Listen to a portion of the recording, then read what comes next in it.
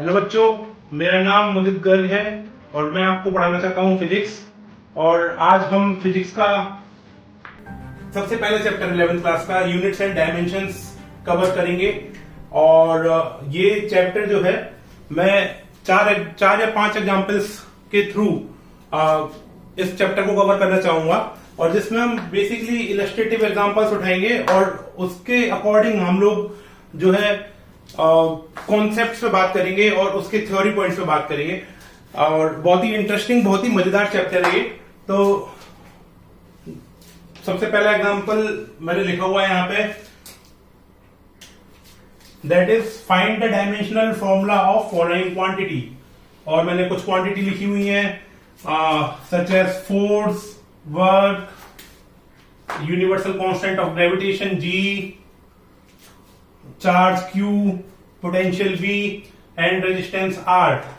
तो मैं सबसे पहले पहली क्वांटिटी जो कि फोर्स है, फोर्स, उसका डायमेंशनल फॉर्मूला फाइंड आउट करने की कोशिश करूंगा। और उसके बीच में देखेंगे हम लोग कि क्या बीच के थ्योरी पॉइंट्स हैं, जैसे कि यूनिट्स क्या होती हैं, डायमेंशंस क्या होते हैं, ऐसे यूनिट्स क्या हैं, and what is the application of dimension. तो इस एग्जांपल के थ्रू हम लोग ये वर्कआउट करेंगे। तो फर्स्ट इज फोर्स। फोर्स का फॉर्मूला अगर मैं अपने 10th क्लास 9th क्लास के फिजिक्स से अगर निकालना चाहूं तो वो है m into A, mass into acceleration. This is mass and this is acceleration.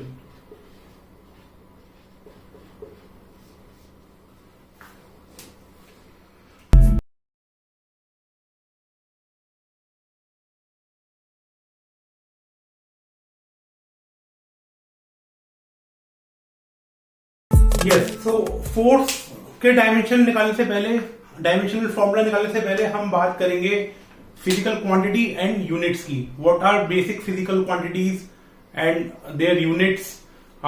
Physical quantities को कैसे हम डिवाइड कर सकते हैं fundamental quantity and derived quantities में।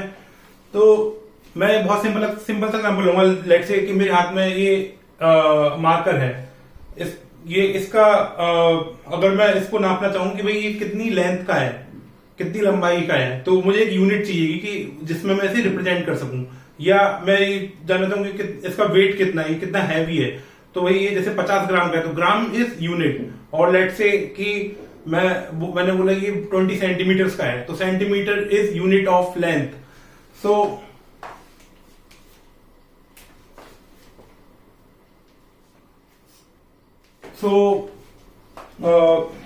a physical quantity needs a physical quantity needs a specific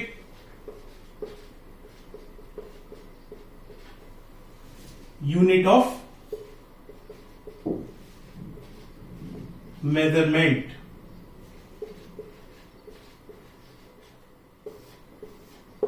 अब भाई ये फिजिकल क्वांटिटी क्या है? तो फिजिकल क्वांटिटी जो बेसिकली हम लोग देखते हैं, लेंथ, मास, टाइम, एक्सेलरेशन, जो भी हम लोग डील करते हैं, चार्ज, फोर्स, वर्क, पोटेंशियल, तो ये फिजिकल क्वांटिटी होती हैं। और इनके रेस्पेक्टिव जिसमें हम यूनिट्स में इनको मेजर करते हैं वो इनकी स्पेसिफिक यूनिट्स होती हैं। और इन फिजिकल क्वांटिटीज को हम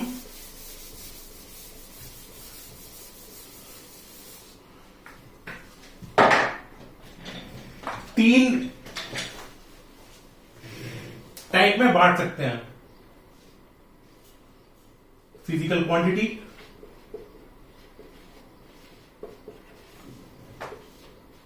one is fundamental quantity, second is derived quantity, and third is supplementary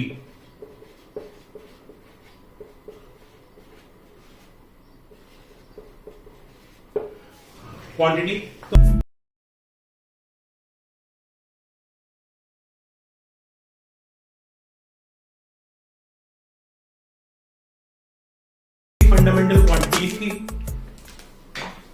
तो फंडामेंटल क्वांटिटी, जैसे कि नाम से मालूम पड़ रहा है कि they are very very very fundamental to themselves. जैसे आप ये देख रहे हैं फोर्स है, फोर्स को हम लोग रिप्रेजेंट कर रहे हैं मास और एक्सेलरेशन में। तो एक तरह से मास और एक्सेलरेशन डिराइव कर रहे हैं फोर्स को, so force can't be fundamental quantity. तो बेसिकली अगर मैं फंडामेंटल क्वांटिटी की डेफिनेशन देना चाहूं तो फंडामेंटल क्वांटिटी में दो प्रॉपर्टीज हम देखेंगे कि ये इंडिपेंडेंट होते हैं एक दूसरे से।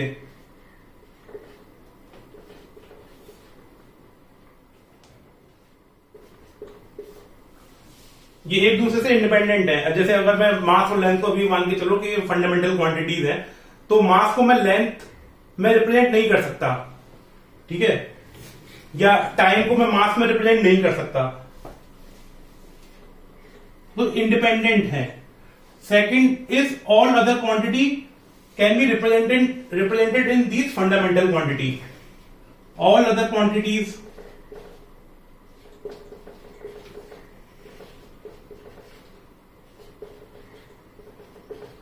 can be represented in these fundamental quantities.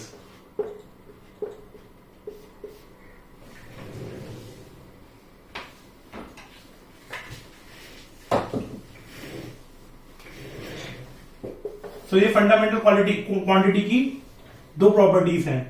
First is they are independent of each other, कि ऐसा नहीं भी एक दूसरे को ड्राइव कर रही है कि हम लेंथ अगर फंडामेंटल क्वांटिटी है तो वो दूसरे फॉर्म में रिप्रेजेंट कर सकते हो हम टाइम में, तो ऐसा नहीं है। They are independent of each other.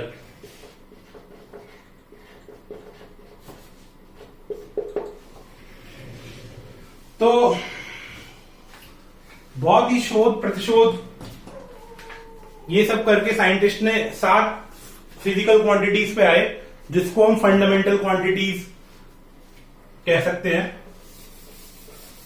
वो मैं एक बार लिस्ट डाउन करता हूं और उसी इन्हीं क्वांटिटीज में फिर हम आगे सभी क्वांटिटीज को डिराइव करते हैं एंड उनके डायमेंशन फॉर्मूला बनते हैं इन 7 बेसिक क्वांटिटीज में।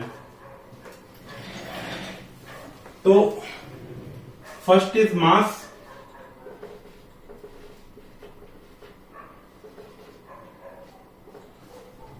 इसकी यूनिट जो है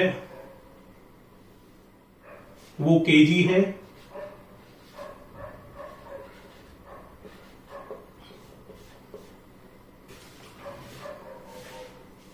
सिंबल जो है मैं ये भी लिख रहा हूं M. Second is length L और इसकी यूनिट है मीटर। और ये बेसिकली मैं ऐसा यूनिट स्टेट्स कर रहा हूं। ऑल दीज आर ऐसा units.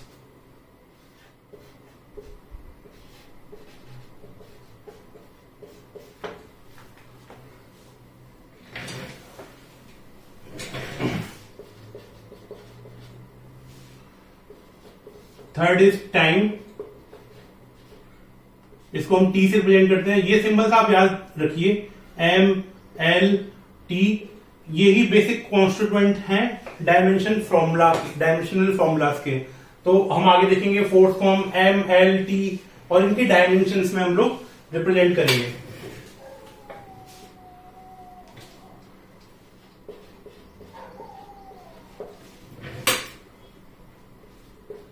Fourth is temperature.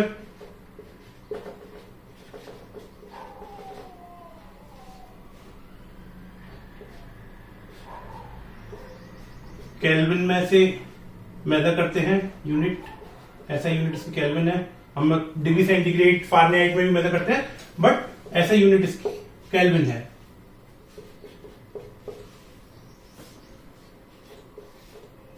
Fifth is current, ampere, जिसकी बेसिक यूनिट है, ए से रिप्रेजेंट करते हैं इसको। Sixth is amount of substance, chemistry में पढ़ते हैं मोल, तो वो यही है अमाउंट ऑफ सब्सटेंस।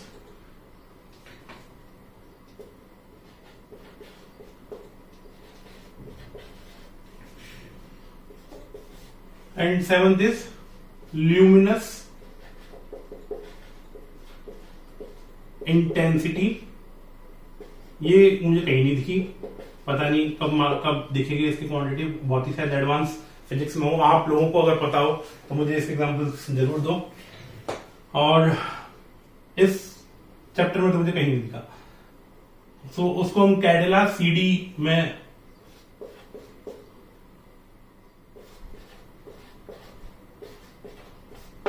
रिप्रेजेंट करते हैं।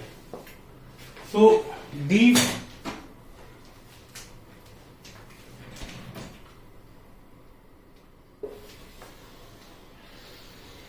seven quantities are fundamental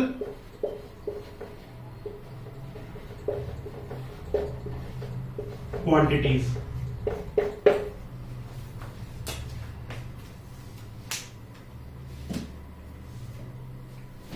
और डिराइव क्वांटिटी क्या हुई? डिराइव क्वांटिटी सिंपल है। डिराइव क्वांटिटी जो बेसिकली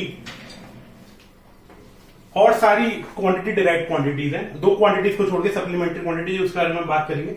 तो और कोई भी क्वांटिटी जैसे force, work, universal constant of gravitation, potential, resistance, viscosity coefficient, और you can state any other quantity. These all other quantities can be represented in form of this seven fundamental quantity। तो ये direct quantity की भी definition पे आ गई कि भाई हम इनको है ना फंडामेंटल क्वांटिटीज में रिप्रेजेंट कर सकते हैं। तो ये अपनी एक तरह से डायरेक्ट क्वांटिटी होगी।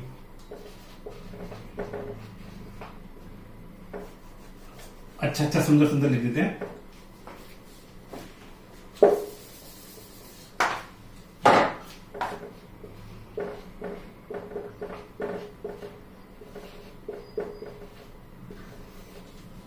अभी इसमें हम दो क्वांटिटी मिस कर रहे हैं, एक एंगल और एक सॉलिड एंगल।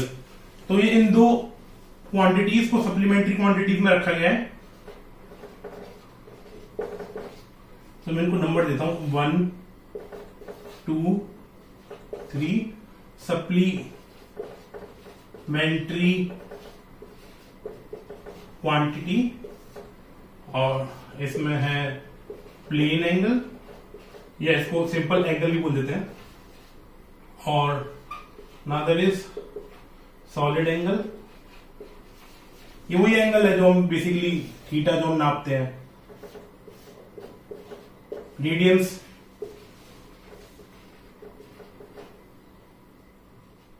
में मेजर करते हैं, इसकी यूनिट होती है डायमेंशनलेस क्वांटिटी है, ठीक है। और सॉलिड एंगल जो है बेसिकली ये 3D में बनता है एंगल, तो बेसिकली स्कोप से बाहर है। बेसिकली जैसे अगर कोई बर्थडे की टोपी देखते हैं हम, कौन बेसिकली कौन देखेंगे, तो ये जो है अपना सॉलिड एंगल। इसमें हम बेसिकली यहां से ऐसे करके एक 3D में एंगल बनना होगा, वो सॉलिड एंगल है। इसको मैं अगर जैसे रिप्रेजेंट करना चाहूँ ना, तो ऐसे ऐसे ऐसे करके कुछ तो कॉम्प्लेक्स फिगर बनेगी। ये जो एंगल हुआ ये सॉलिड एंगल है, और इसकी क्वांटिटी होती है स्टेरेडियन। तो इन सभी के हम लोग एप्लीकेशंस आगे पढ़ेंगे और जानेंगे कि फोर्स का, वर्क का, यूनिवर्सल कांस्टेंट ऑफ ग्रेविटेशन जी का, चार्ज का, पोटेंशियल का, रेजिस्टेंस का, इन सभी का डायमेंशनल फॉर्मूला क्या होता है और इनकी प्रॉपर्टीज क्या होती है डायमेंशनल फॉर्मूलाज की, वो बहुत ही इंटरेस्टिंग है और इसका एप्लीकेशन है। और आई गेस 1 to 2 क्वेश्चंस आ जाते हैं इस टॉपिक से। और ये टॉपिक है ना, मतलब सप्लीमेंट्री टॉपिक रहता है कि जैसे हम लोग को यूनिट्स निकालने का या कुछ चेक करने का, इक्वेशन को वेरीफाई करने का कि भाई हम लोग इक्वेशन सही तो बना रहे हैं। कभी कभी हमारे माइंड में डाउट आ जाता है कि भाई कोई इक्वेशन है वो कहीं गलत तो नहीं है। तो इस डायमेंशनल फॉर्मूला एनालिसिस से हम लोग वो थोड़ा सा चेक कर लेते हैं कि हाँ इसके डायमेंशन बैठ रहे हैं, तो है ना ये सही होगी।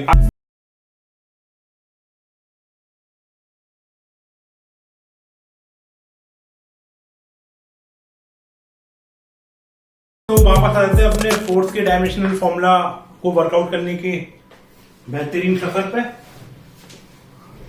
सो फोर्स मैंने जैसे बताया मास इनटू एक्सेलरेशन। इसको और सिंप्लीफाई करते हैं, मास इनटू एक्सेलरेशन क्या होता है भाई, change in velocity upon change in time. तो डेल्टा मैं लिख देता हूं, डेल्टा वेलोसिटी मतलब वेलोसिटी अपॉन डेल्टा टाइम। मैं बेसिकली यूनिट क्या कर रहा हूं, तो वेलोसिटी, चेंज इन वेलोसिटी और वेलोसिटी दोनों की यूनिट सेम ही होगी, तो मैं अभी डेल्टा हटा देता हूं। फिर इसको और तोड़ते हैं और अंदर घुसते हैं इसके। तो वेलोसिटी क्या होती है भाई, डिस्प्लेसमेंट अपॉन टाइम। या अब मैं अगर डायमेंशन की बात कर रहा हूं तो डिस्प्लेसमेंट का डायमेंशन लेंथ होता है, तो मैं से लेंथ अपॉन टाइम लिख देता हूं, लेंथ अपॉन टाइम।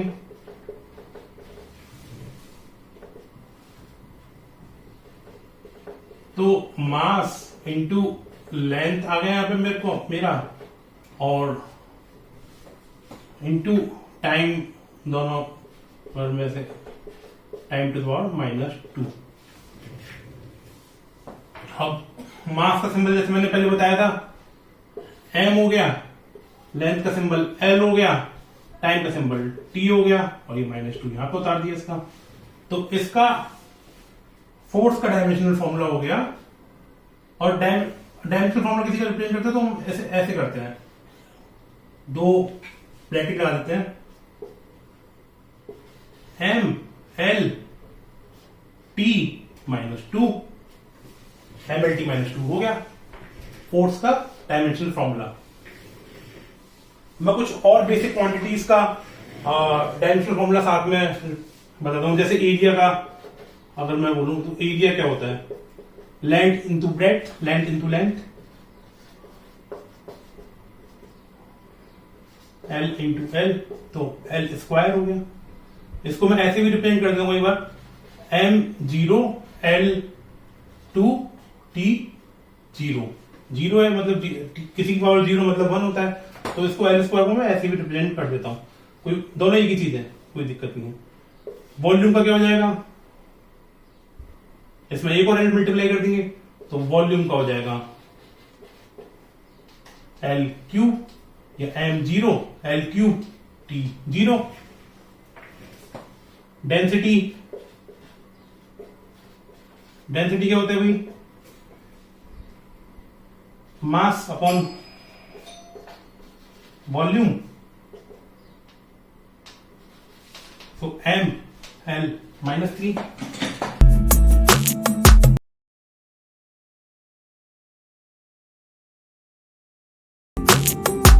फिर दोबारा वापस आते हैं अपने डायमेंशनल फॉर्मूलाज, जो हमने 6 क्वांटिटीज लिखी हुई हैं। तो फोर्स का मैंने आपको डायमेंशनल फॉर्मूला निकाल के दिखाया, MLT -2। इसको याद कर लो, इतनी प्रैक्टिस करो कि आपके जहन में घुस जाए बिल्कुल, और याद हो जाएगा, अपने आप याद हो जाएगा।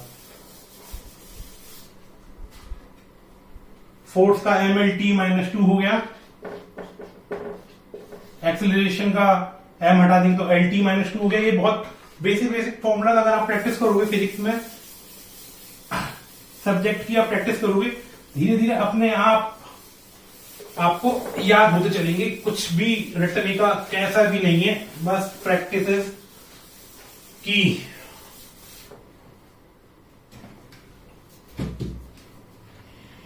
अब हम आगे बढ़ते हैं, वर्क का डायमेंशनल फॉर्मूला कैलकुलेट करेंगे। यहां कर देता हूं, बोर्ड बच जाएगा थोड़ा सा, फिर अपन आगे। तो हमने फोर्स का डायमेंशनल फॉर्मूला जो है वर्कआउट कर लिया है, MLT-2। वर्क क्या होता है, फोर्स इनटू डिस्प्लेसमेंट। डिस्प्लेसमेंट किस में मेजर करते हैं हम, लेंथ में। फोर्स का हमें पता है MLT-2 है इनटू, और डिस्प्लेसमेंट क्या है, L है। तो अपने पे निकला है वर्क का ML2T-2। वर्क का डायमेंशनल फॉर्मूला ML2T-2। दूसरे पे चलते हैं। Example C, universal constant of gravitation G, इसका डायमेंशनल फॉर्मूला क्या होगा। तो हमने पढ़ा होगा कि force is proportional to, force between two bodies is proportional to their product of mass and inversely proportional to square of their distance। तो और कांस्टेंट ऑफ प्रोपोर्शनैलिटी जो होता है वो G होता है, जो कि ये है। तो अगर ये फॉर्मूला पता भी नहीं हो तो भी कोई दिक्कत वाली बात है नहीं है। ये अपन आगे पढ़ेंगे बहुत डिटेल में ग्रेविटेशन वाले चैप्टर में। तो इस फॉर्मूले को ध्यान में रखते हुए इसका डायमेंशनल फॉर्मूला हम लोग वर्कआउट करने की कोशिश करते हैं, बहुत ही इंटरेस्टिंग है। तो अब फोर्स का हमें पता है MLT-2।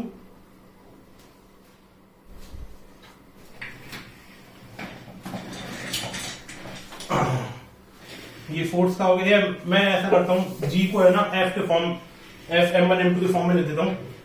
तो सीधे ही F(r²)(m1m2). फोर्स का मुझे पता है MLT-2। R का पता है, R क्या है, बेसिकली डिस्टेंस है, उसका स्क्वायर, और M1m2 का मास का स्क्वायर। तो ये निकल के आएगा हम पे एक M, दो M नीचे वाला M, एक M को मार देगा, M-1 L³ और T-2। तो G का dimensional formula M-1 L3 T-2।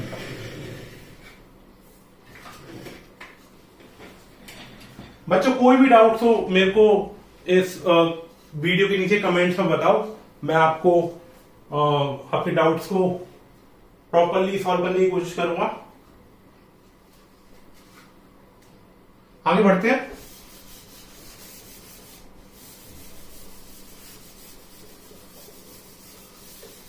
अब आते हैं थोड़ा इलेक्ट्रिक करंट के ऊपर, उनके डायमेंशनल फॉर्मूलाज निकालते हैं हम।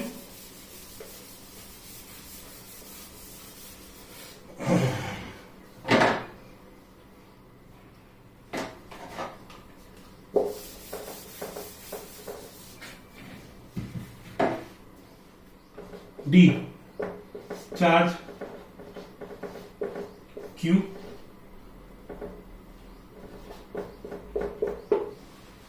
तो Q की हमें बेसिक डेफिनेशन पता है, Q is equal to IT। Current basically क्या होता है, change of charge upon time. एक तो Q is equal to IT। इस वाले फॉर्मूला से हम लोग इसमें इसका डायमेंशनल फॉर्मूला निकालेंगे। I जो है एम्पियर में होता है, T टाइम है, इसका सीधे निकल गया, कोई बिल्कुल भी एनर्जी लगाने की जरूरत पड़ी ही नहीं। ये एम्पियर फंडामेंटल क्वांटिटी है, एम्पियर फंडामेंटल क्वांटिटी है, और टाइम फंडामेंटल क्वांटिटी है, A1 T1। सिंपल, बहुत सिंपल तरीके से निकल गया, कोई बात नहीं। आगे बढ़ते हैं और कॉम्प्लेक्स में निकालेंगे फिर हम धीरे धीरे। पोटेंशियल, तो आपको अगर ये फॉर्मूला अगर आपको याद ना हो या पता ना हो तो कोई टेंशन वाली बात नहीं है। इन सभी टॉपिक्स को, इन सभी कॉन्सेप्ट्स को हम इनके इंडिविजुअल चैप्टर्स में पढ़ेंगे कि क्या चार्ज क्या होता है, करंट क्या होता है, पोटेंशियल क्या होता है, इनकी फिजिकल क्वांटिटीज क्या होती है, इनके इंटरप्रिटेशंस क्या होते हैं, इसके अराउंड सारी प्रॉपर्टीज वगैरह पढ़ेंगे। कोई भी टेंशन लेने वाली बात नहीं है। भी अगर आपको ऐसा लग रहा है कि ये फॉर्मूला बहुत वियर्ड है, आगे इन सबको डिटेल में पढ़ना है, इनके डायमेंशन भी हम वहां पर उस टाइम पे निकालेंगे। तो अब हम निकालते हैं पोटेंशियल V का। तो V is equal to IR, आपने फॉर्मूला पढ़ा होगा, बट इसमें तो रेजिस्टेंस आ रहा है, I यहां पे करंट है और रेजिस्टेंस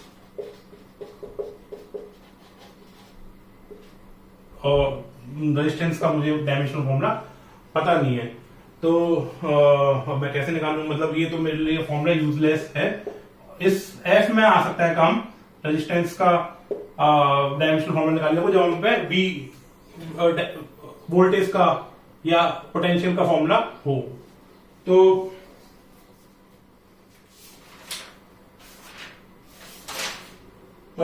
V का हम बेसिकली फॉर्मूला देखेंगे। तो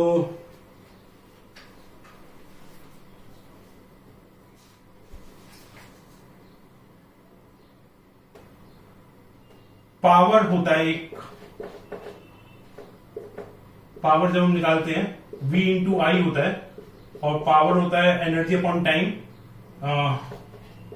energy upon time,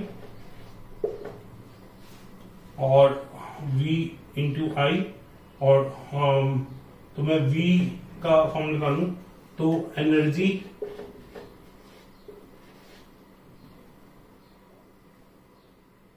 upon time into आई को यहां नीचे आ जाएगा करंट।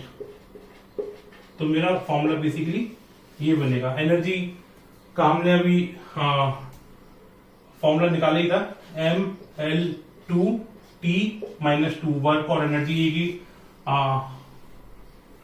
एक ही डायमेंशन होता है। तो मैं यहां पे पुट कर देता हूं, देखते हैं क्या आता है। पोटेंशियल का डायमेंशनल फॉर्मूला B, ये मैं स्क्वायर ब्रैकेट्स लगा दूंगा डायमेंशन के ऊपर,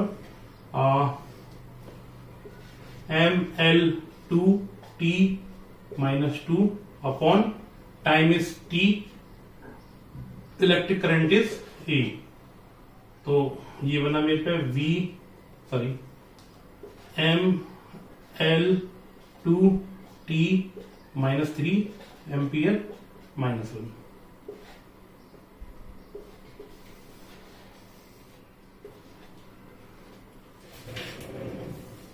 तो इन्हीं को, ये जो एक्सपोनेंट्स होते हैं, जो पावर होती है, इन्हीं को हम डायमेंशन बोलते हैं। ये जैसे 2 हो गया, -3 हो गई, ये डायमेंशंस हैं। लेंथ के 2 डायमेंशंस हैं एक तरह से वोल्टेज में। तो ये डायमेंशन कुछ और कुछ नहीं है, यही डायमेंशन, इस एक्सपोनेंट को ही डायमेंशन बोलते हैं। जल्दी से बढ़ते हैं रेजिस्टेंस के ऊपर। F रेजिस्टेंस,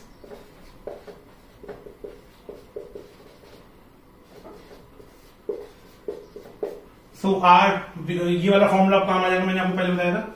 अब हमको V का पता है, ML2T-3A-1 is equal to A ampere A into R। A यहां चला जाएगा, तो R का डायमेंशनल फॉर्मूला बन जाएगा ML2T-3A-2। ये हमारा R का हो गया। तो हम इससे कॉम्प्लेक्स फॉर्मूलाज के डायमेंशनल फॉर्मूलाज इन basic quantities such as mass, length, time, electric current, temperature, इन सब में हम लोग रिप्रेजेंट कर देते हैं। और इसका एप्लीकेशन अब हम जब हम एप्लीकेशन इसका सीखेंगे कि कहाँ का अप्लाई होता है ये, तो वो हम नेक्स्ट एग्जाम्पल के थ्रू सीखेंगे। इसमें कहीं पे भी डाउट्स हो बच्चों तो प्लीज प्लीज मुझे बताओ कि जहां पे भी डाउट्स हो किसी और क्वांटिटीज के डायमेंशन फॉर्मूला या जो भी कोई वीडियो का पार्ट आप समझ में नहीं आया मैं आपको बताऊंगा। और आगे बढ़ते हैं, नेक्स्ट एग्जाम्पल पे।